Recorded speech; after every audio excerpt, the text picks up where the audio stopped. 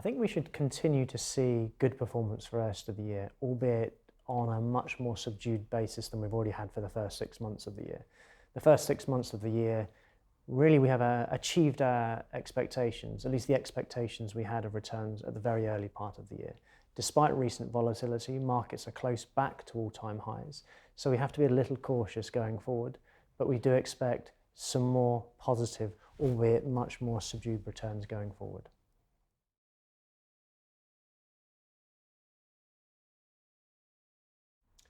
So within the portfolios, we're positioned relatively conservatively, particularly relative to how we were a little earlier in the year. Markets, again, close to all-time highs. Asset prices expensive across the board.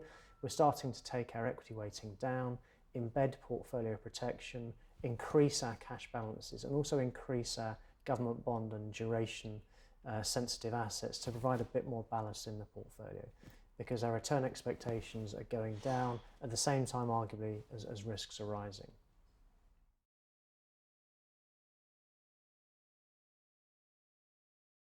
Our cash allocation within most funds today is around about 7%. It was about 12% not 2 or 3 weeks ago. Cash is an asset that often creates a drag on performance because it's uninvested. You return quite a paltry amount of interest on your cash balance. But when return expectations are low, and you have a prognosis perhaps where all asset classes might fall together, as has been the case quite recently, cash provides a relative safe haven. It doesn't go down.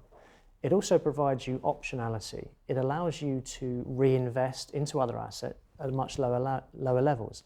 And as such, there's an optionality, there's a value to having that cash.